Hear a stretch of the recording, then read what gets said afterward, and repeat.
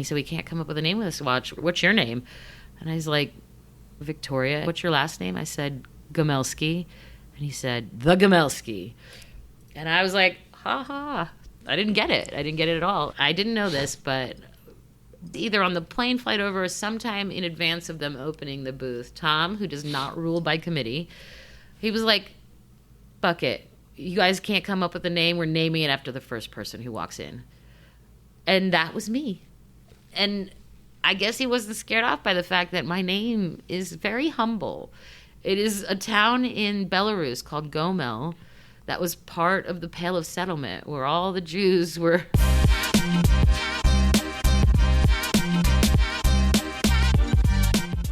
Welcome back to The Materialist. I am Marc Bridge, the founder and CEO of At Present, matchmaker to extraordinary jewelry, and I am your host.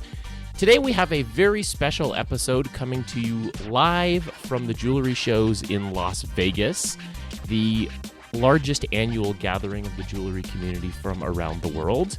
And fittingly for that occasion, I am here with the queen of jewelry media, Victoria Gomelsky. Good morning, Victoria. Oh my goodness, honored. Good morning, Marc. It's great to be here. Why do we keep coming back here? What is the importance of trade shows in a world where everything is at our fingertips?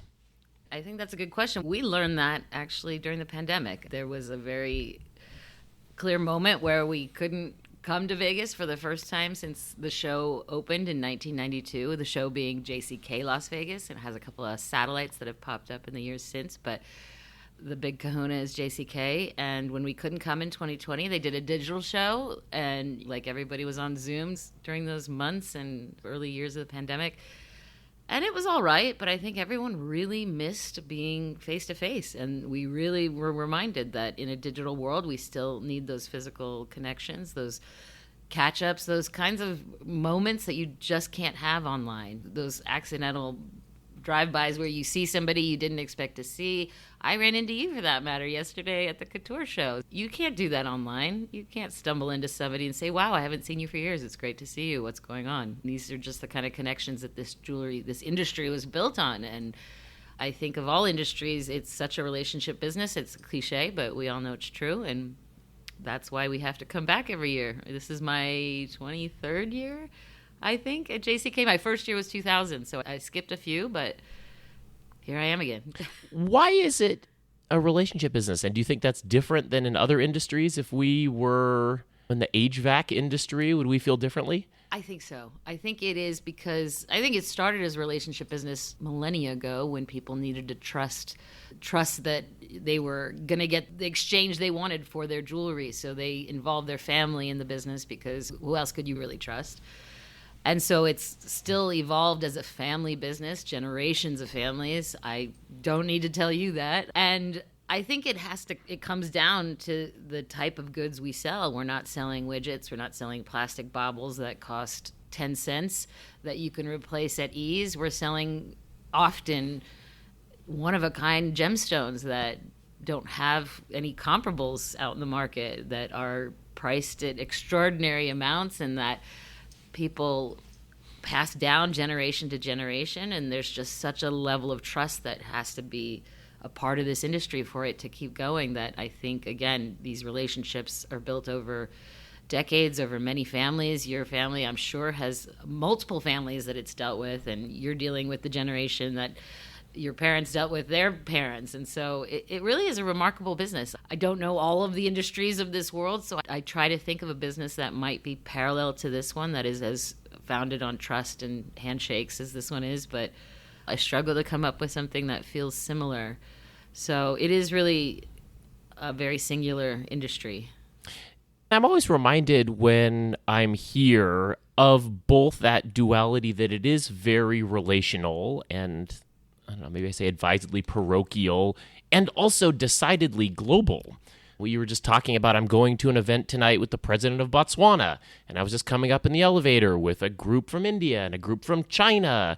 And so, yes, it is these very tight networks, but that are spread across the globe. It is. And let me tell you, that is the part that has always enchanted me. It is probably the single most important reason why I'm still in this industry and still covering this world 25 years later. I started in 2000. Yeah, it's amazing. I had a friend she's a friend of my sister's. She lives in LA, but her family's Sri Lankan. And over the last 9 months, they have been in touch with a Sri Lankan family whose son went to GIA and is now here at the show. And she texted me and put us on a text chain saying, please go meet Janadu. He's here with his family. And he just got a job up in, I think actually in Seattle. So I'm like going to find my way to his booth and meet his whole Sri Lankan family today. How cool is that? I would love to get from the organizers an accounting of the countries that are represented here. I would guess more than the United Nations. Let's see, how many countries in the world and what percentage are here? At least half, I would say. Maybe there's not an Equatorial Guinea representative wandering the JCK show, but I wouldn't be surprised. I wouldn't bet against it. Yeah. Exactly, I wouldn't bet against it. So. There's some small artisanal mine in Equatorial Guinea that produces the world's only supply of some particular gemstone. Probably, or gold at the very least. Yeah, exactly. I think you can really go around the world without leaving the show floor, truly. From this global perspective, you came to the jewelry business with a really interesting background. You were born in the Soviet Union. I guess. You went to UCLA, graduated Phi Beta Kappa, went to Columbia, and then decided jewelry is the thing, and I'm going to have this smattering of writing on travel and all these other things. What was it about this particular world? I wouldn't say I decided jewelry was the thing. I think jewelry decided I was the thing because, in like many people that I know, they slipped into this business, not counting those who've come up through families and generations. Who had no choice and don't know how to do anything else. Exactly. I was a grad student at Columbia in 1998, 99, and coming on my final year in 2000 of my 2-year, I was a grad student in the School of the Arts, so I got an MFA, a Master of Fine Arts in nonfiction writing. So separate from the School of Journalism, there was some overlap. And I'd been there for 2 years. I'd only applied to Columbia, lived in LA. I grew up in LA after we emigrated from the Soviet Union in the late 70s and early 80s. My family eventually got to LA.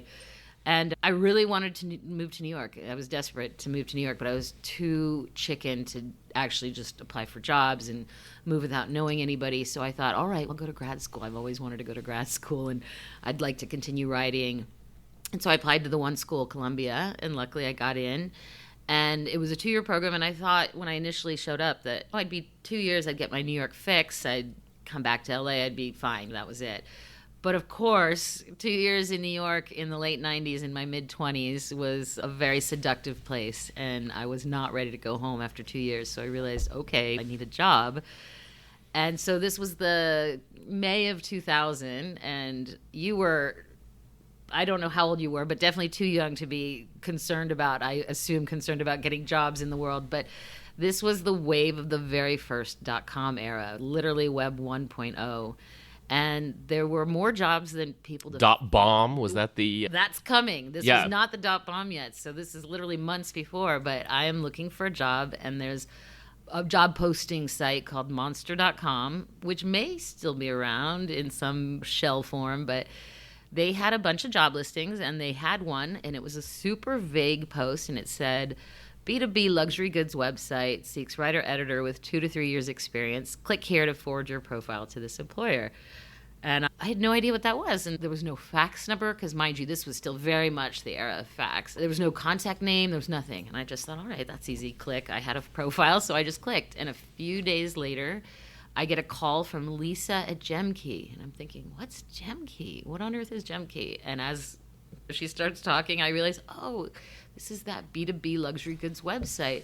It turns out that GemKey was a new business founded by Fred Mowad, who is the son of Robert Mowad, whose name graces the campus of GIA.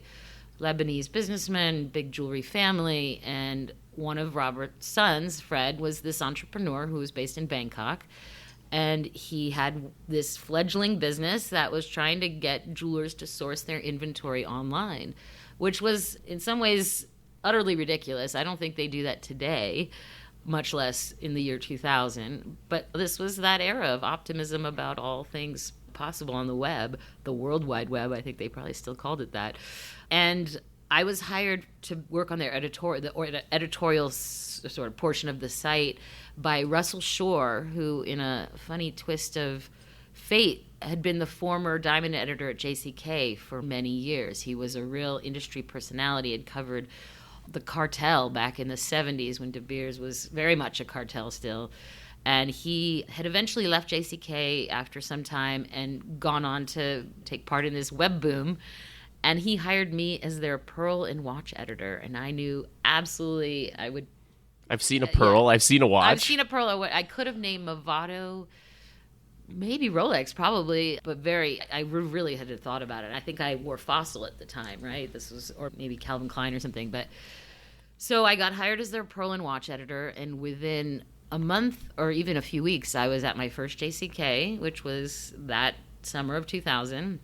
And then a month or two after that, I was on my way to Australia to go to a pearl farm, in a Paspali pearl farm. And Paspali is one of the great names in pearling. Saw them yesterday, yeah. Oh, you did? Mm-hmm. They're here. Oh, of course. And on the way to their operation in Darwin, which is at the very top of Australia, really nowhere near Sydney. So I stopped in Bangkok to meet the team that was managed by Fred.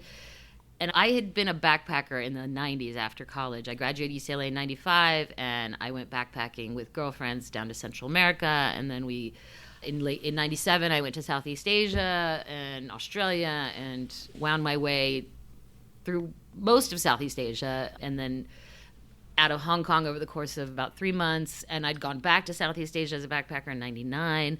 So I loved this part of the world, and I loved traveling. And so when I got to go to Bangkok on my very first business trip of all time, I was just so, that was it. And then that's different than being sent to Akron to the HVAC factory. That's why jewelry is a better business. Thank you. Of all the industries. And so I'll wrap this up by saying I spent this incredible moment with Paspali on their northernmost farm called Port Bremer, which was just an amazing place to be. There's obviously saltwater crocodiles, terrifying, benteng cattle, crazy place where they've farmed these beautiful pearls. And then on the way out from Darwin, which is an incredible town, it's really it's closer to Papua New Guinea than it is to anywhere in Australia. So there's like this great mix of food and good street food and just wonderful, very Southeast Asian vibe.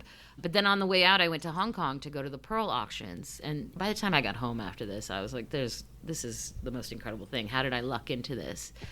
And I'm smitten. Yeah, I'm smitten. I was absolutely smitten. This was the summer of 2000, and within 3 months, the dot bomb happened. And that was when, I can't remember what triggered it, honestly. It's all a blur, but suddenly those businesses ran out of funding, ran out of money, and lots of them had to close. They were trading at 1,000 times sales. Yes, that's what ended it. There was a little bit of overappreciation of these businesses. And anyway, I got laid off. And then literally, I think by the time I had gotten back from the meeting in the office where they were laying us off there was a phone call from this guy that is no longer around, Devin McNow, and he ran this Telepress Associates, this agency in New York that worked with pearls to Tahiti. Devin was this, I don't know, a character. I won't go into it because I could libel myself here. But he was a character, and he called me right as I was getting back to my desk, and I said, Devin, I can't talk to you. I just lost my job. And he's, National Jeweler's looking for somebody. And I said, whatever. I was just not very optimistic. And I think within a week or two, I'd interviewed at National Jeweler and then got hired at National, which was another this was not like Gemke. This was a long-term, it's still around. It's no longer in print, but founded in 1906, long-term trade publication covering the world of jewelry. And that's so I got hired as their gemstone editor. So here I am. I'm sorry that was such a long preamble, but I didn't seek out jewelry. It just happened that I found this world, and was like many people, you slip into jewelry and you just never leave. Yeah. It's like a black hole, and suddenly a parallel universe appears, and you're like, whoa, I didn't know this existed, but I'm sure happy to be here. And what is the role of trade press? You talked about National Jeweler, and I think the roots of JCK go back even further to the late 19th century. To 1869, actually. Over 150 years. We celebrated 150 years in 2019. Every single category of business, if they're still lucky enough to have multiple sort of companies, if they're not totally consolidated, has a trade press. And I learned this actually when I got to National Jeweler, because the company was then published by a bigger publishing company, and they had all these trade titles. They had The Hollywood Reporter, which was another sexy trade covering, of course, the business of movies and the business of Hollywood. They also had Billboard, another sexy trade magazine covering the business of music. But then they had Progressive Grocer, and they had Frozen Food News, literally. And I remember thinking, God damn, I'm so lucky I didn't slip into a job at Frozen Food News. That would be terrible. And then the longer... New inventions and Tyson freezing things. I mean, my mind still boggles at what they covered. Progressive Grocer, I should have been a little less snooty about, because... Grocery's a big business. It's a big business, and what's more important than the food we all eat? The food supply chain, all the issues affecting that. So I think the beauty of trade magazines is, at first they may not seem sexy, in the sense they're not like the Vogues and the L's and the Harper's Bazaars that lots of, at least young editors and especially young women who come to New York, dream of working in, if they're thinking about work in magazines or editorial. So the trade doesn't allure. It's not as alluring as those, but you really do get to learn the industry from the trade. You get to know the players, the characters, the issues, the history, all that. And so as a grounding for what I do now, couldn't have been a better experience. I couldn't have gotten any more information or met more people that mattered in this industry if I'd come up any other way. So the trade press is a business magazine. They're business publications. They happen to specialize in jewelry, the ones that I've worked with, but ultimately they're magazines to help business owners run their businesses better. And jewelry does have special considerations that other businesses don't, to our earlier point, but ultimately you still have to learn how to do marketing. You have to learn how to use digital media. You have to know how to manage your inventory, all this stuff that is traditional for business owners to know. So it's been a really interesting view. And since I joined JCK, which was in 2010, that's, again, if JCK the show is the big kahuna, JCK the magazine was where the JCK show was spawned, how it came to be. The show was founded by the magazine in 1992. The show eventually became big enough to actually turn around and buy the magazine, so now we are owned by the show. But yeah, it's been a unexpected ride. And you have this, I don't know if you would call it moonlighting, but you have this other gig where you are also a consumer writer. How do you think about the different perspectives? Are you wearing different hats when you are writing for the New York Times versus when you're writing for JCK? Yes, I am. And luckily, they're very complementary. And I started writing for the New York Times when it was the International Herald Tribune back in 2000. So that's not true. I did write some stuff for the New York Times back in 2004. That was my first piece for their travel section. But I started writing for what was the International Herald Tribune, the English language newspaper based in Paris. That was then bought by the New York Times in around 2010 and then eventually rebranded. It's now the international print edition of the New York Times. But yes, they're very keen on making sure each story in the Times has a pretty high up, what we would call in journalism speak, the nut graph. It's just below the lead, but the paragraph that tells you exactly what this story is really about.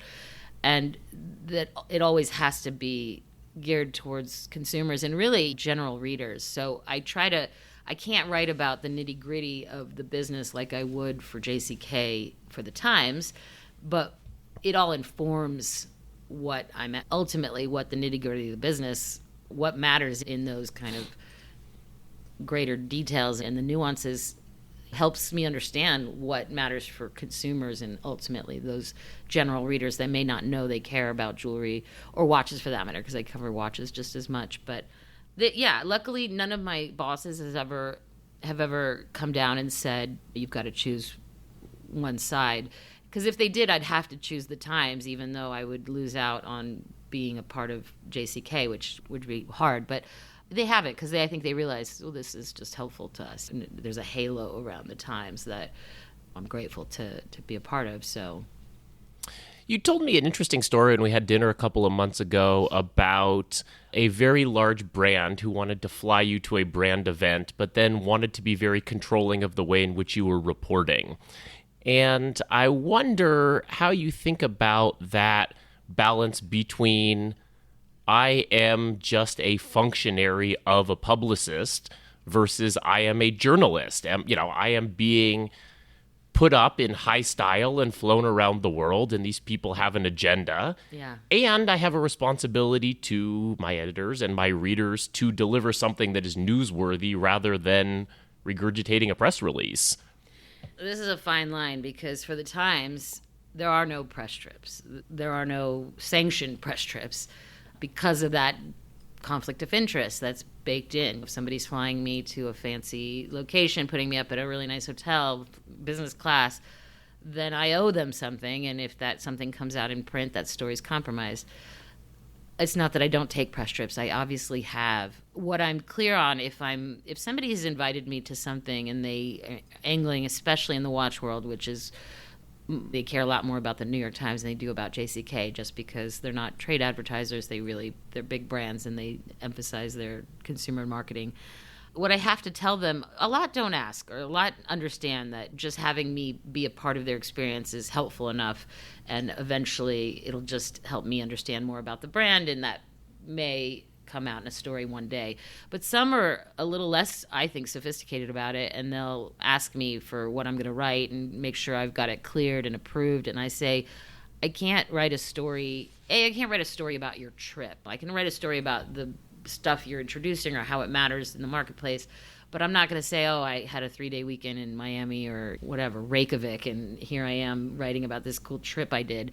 So I tell them, if you want to just relationship build and make sure I understand the brand, then let's do this. But if you're expecting something in a quid pro quo manner, then, feel free to uninvite me. I've literally said that to people. I don't mind if you uninvite me. You just need to be clear on what we're each expecting of each other. My editor at the Times wouldn't be happy to hear that, but she doesn't ask either. And I just try to, because some magazines, like obviously for JCK, without press trips, we wouldn't get very far in our coverage. It is part of the industry sort of understanding that if, like that long ago press trip to Paspali, I did write a story about that experience, but why would you weren't going to happen on the Pearl Farms of Perth in an editorial meeting on Monday morning? No, I was not. That is a long way to go, and they did give me a great trip and a great experience, but how else would I have seen that Pearl Farm? And I was proud of that story. It was my very first jewelry story, and I approached it like I was 25, I think, and I was still a young writer, but I did my very best. And it's so interesting that you really started your career in the internet world and then went to the press world, which had a foot in the old world. Certainly so much of the jewelry world 20 years ago was deeply entrenched in the old world. What evolutions have you seen in this realm in the last 2 decades, and how is the jewelry business doing vis-a-vis the rest of the world? It's a great question. It's both changed and not changed. Back to our earlier point about relationships and in person. The digital side, and obviously I think what changed more, in a way, what changed things more drastically than just the internet coming up was social media coming up, and the way that makers on Instagram could start connecting with consumers directly. And that Instagram, I think, was founded in 2010. But I don't think we really even saw that until closer to the pandemic, when this need of all of us being online and suddenly makers were connecting directly. I've seen a lot of things. De Beers, I mentioned earlier, when I started, it was really like on the brink of the explosion of the conflict diamond or blood diamond issue. And the Kimberley process was established in 2003 to certify diamonds that were traveling across borders and make sure they weren't coming from conflict areas. That movie, Blood Diamond, I think came out in 2006 with Leonardo DiCaprio. When I entered the business, there was so much diamond news coming out. There was supplier of choice. I'm harking back to these phrases and concepts. I think that if you've been in the industry for a long time, are meaningful that to everybody else. What the heck is that? Those feel like McKinsey words. Yeah, it doesn't. I don't think I don't know what exactly. This was a De Beers initiative back for its site holders. And I don't even remember what caused it, but in any case, there was so much diamond news that was coming out. So the diamond industry has changed a lot. I don't need to go into the details of all the changes, just the supply side, where De Beers and all the other suppliers, how much they're funneling into the marketplace. Russia, Australia is no longer online as a producer. When De Beers was the only player in town and everybody sold their diamonds through De Beers, that hasn't been true for decades now. So not only the diamond distribution sort of chain and that pipeline has changed quite a bit. Obviously, the introduction of lab grown has thrown that whole industry into a tizzy that it's really not emerged from. It's still, we're in the midst of people trying to figure out where natural and lab grown, how they sit side by side in this world. I mentioned earlier digital, just the availability of jewelry, how you can buy it now. That's changed quite a bit. And the way that a lot of companies that used to market through the trade just felt it was more economical to go direct to consumer. So there's a whole level of DTC brands that we didn't see or know about, or just didn't seem possible in the year 2000. Women buying for themselves, huge. I'm sure that's a huge part of your business. Without that self-purchase phenomenon, it's almost, we take it for granted now. Of course, women buy jewelry for themselves, but it is a sea change. Yeah, I think that's it. And what that meant for the way people designed, suddenly color became more interesting and important in the marketplace. It wasn't just diamonds and gold, which were things that maybe men as buyers could understand a little better, but the nuances of color and how you buy your gemstone jewels to match your fashion and your shoes. This was a women-driven conversation, and so it changed what we see in the marketplace. It changed the kinds of stones that could come to the fore, the kinds of makers that suddenly were important. Designers weren't a thing in 2000. There was a handful. And the David Yurmans of the world had started maybe in the 70s and started to gain traction in the 80s and 90s, but you did not see the explosion of incredibly talented makers and designers like you do today, like you do at the Couture Show or in the Design Collective at JCK.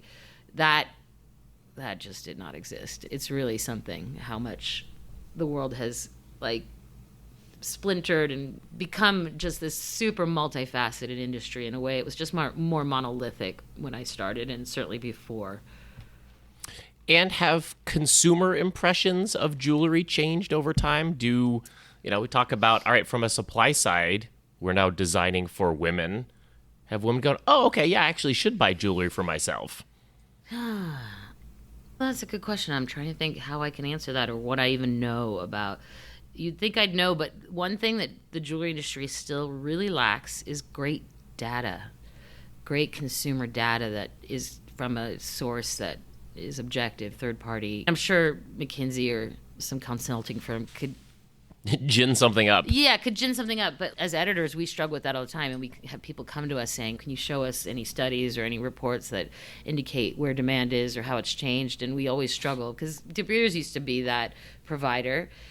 You have to wonder.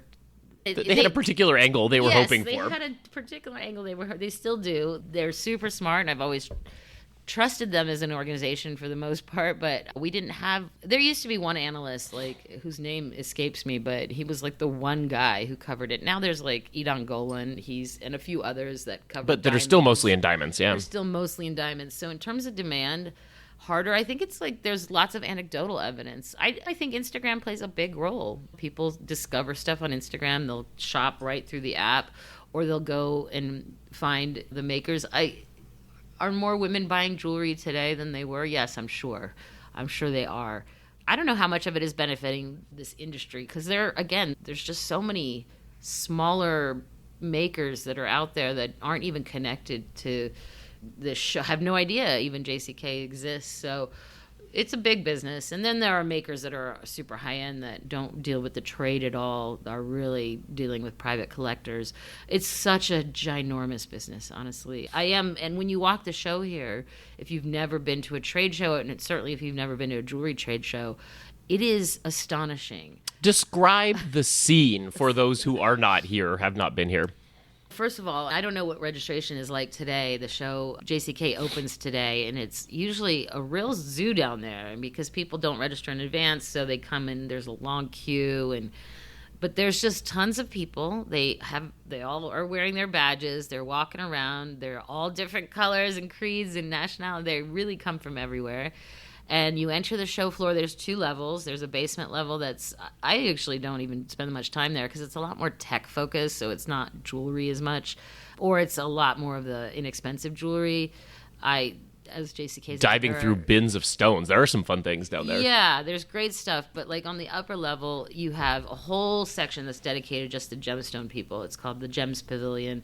They have dealers from the American Gem Trade Association, dealers from the International Colored Stone Association, people with the finest loose gemstones you'll ever see, Burmese rubies and cashmere sapphires and peridot from Arizona, and literally every gem in the world, probably random ones that only come from a single location. It's not as diverse as Tucson, which is the heart of the gem industry, these gem shows that happen in Tucson in February.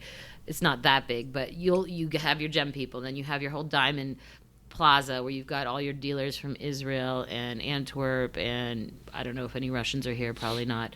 Then you've got your whole lab-grown diamond area where you've got your lab-grown manufacturers. You've got your design collective with all the designers and jewelers. You've got the Currents area, which is an area of like booth after booth of just fashion jewelry suppliers who managed to have enough money to come here and show their goods and hope to get customers. And I'm thinking, how? These, you walk by, you've never heard of them. They seem to be selling something that looks nice but maybe generic, and yet they managed to come back every year and make this show such a big and important gathering place. So who knows? I've always been like, the supply chain and all its grandeur is something that's always stunned me. I don't know. I can't even grasp how big it is because it's huge and they're all here. And, employs millions of people around the world in sort of remarkable ways. I wonder, and maybe one of the evolutions is watches have always been pure brand, right? You don't buy a generic watch. You don't buy a store brand watch. Jewelry was traditionally much more unbranded. And I don't know, one of those, maybe it was a BCG report at one point. They keep saying each of these, it's becoming more branded. It's becoming more branded. Is that happening? You reminded me of like a conference I went to that was sponsored by Swarovski in Vienna in 2013, where it was like a McKinsey consultant or some consultant, Boston consultant, BCG maybe, that got up and made a big presentation. And it was so like exciting and compelling, and it's like by 2020, this business will be branded, or there's such a big opportunity. I haven't seen one of those studies. Again, back to lack of data lately. It still feels like an extremely fragmented industry. It's still very family-owned and family-run, if you count all the entities, much more than any other industry. All those other industries consolidated years and years ago. At point of distribution? You mean where? I'm just curious where that consolidation. Why is it so disaggregated? What is it? Just all of the steps on the supply chain are.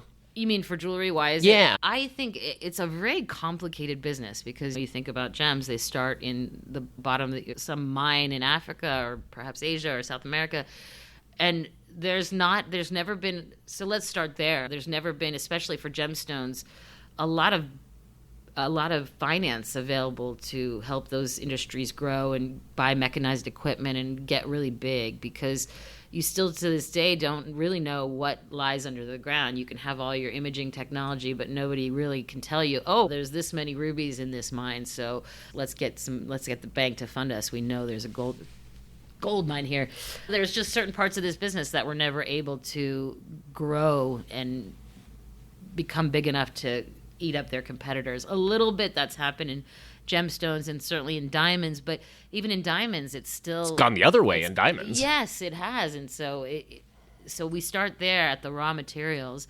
It's just such an ancient business. And again, it's always been founded on families because back to the trust, back to the security threats, and it continues to be so fragmented, I think partly because it is so complicated. There's just a lot of hard conversations around everything from nomenclature, like how do you describe these gemstones? How do you describe color in a stone that changes with the light? So when you can't agree on all these kinds of things that help standardize an industry and help people invest in it, even if they don't know, then you have a hard time convincing these bigger financiers to come in and say, okay, we trust that everybody agrees on what's valuable here and what's not. And so I think there are these challenges that are inherent to jewelry that other industries don't encounter. You think about hardware, or toy stores, or pet supplies. Everything's just got like the big retailer who commands the entire supply chain around them, Home Depots and so on. So jewelry has a little more branding, and it has the big houses, the Cartiers and the Van Cleefs and the groups, the Richemont group and the LVMH group, and it has its share of big, well-funded brands, but I think it's, if you look at the whole business, it's tiny companies and thousands of them. To the branded watch world, one of my favorite stories about you is you have a watch named after you. Happen to be wearing it. Tell us the story of how that came about. It's a fun one, so thank you for letting me share it. So I was an editor at JCK. It was 2013.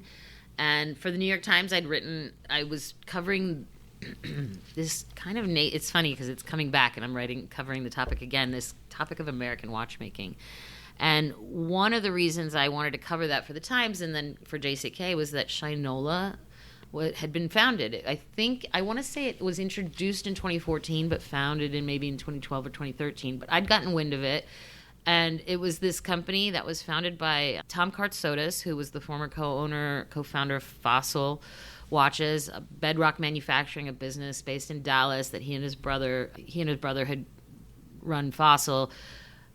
I think he'd sold his stake in Fossil and went on to found Shinola. And Shinola, he based in Detroit. It wasn't originally a Detroit business. And if anybody remembers that name, nobody alive would remember that name because it was like a World War I shoe polish brand that like went into army kits. It was part of that naming Payola, Crayola, part of this phase of companies that took that kind of naming convention. And I guess those intellectual property rights had gotten lost, I don't know, whatever it is. However, Bedrock Manufacturing acquired that name and decided they were going to use it to build an American watch brand. And I reported on it early on. And then in 2014, I went to Baselworld, RIP, longtime gathering place for the watch industry in Switzerland that no longer exists as a show. But in 2014, when I arrived, it was still very much in its prime. And it was all the watch brands that showed there, Rolex and Patek Philippe and Tag Heuer and Chopard and all the independent makers that have come up in the years since. And Shinola had a booth there. And so I had made an appointment.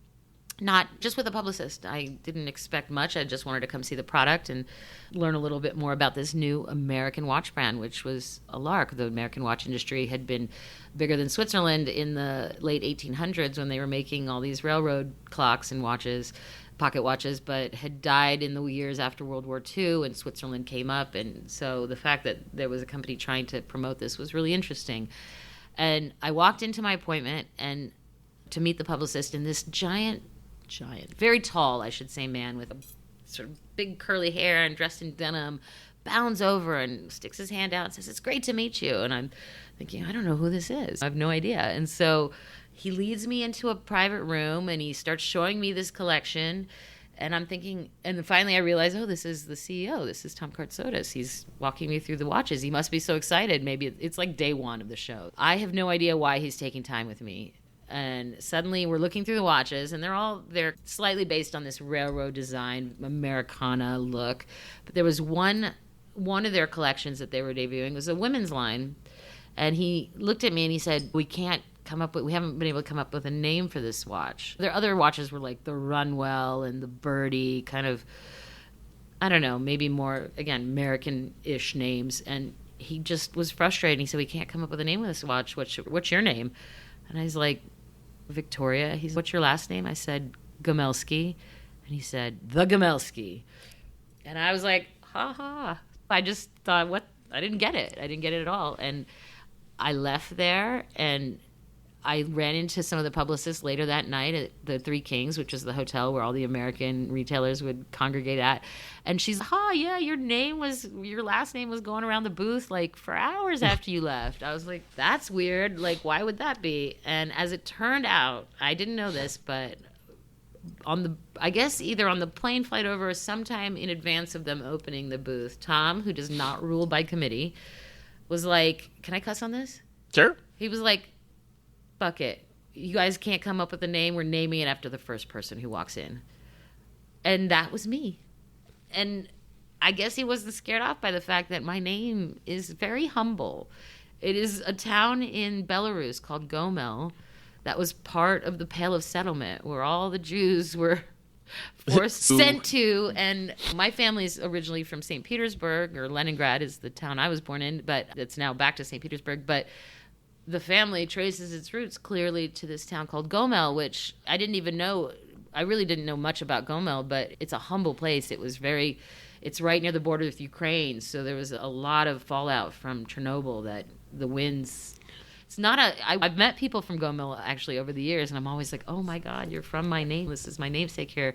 But Tom Kartsotis was not scared off by that, and they decided to name this watch the Gomelsky.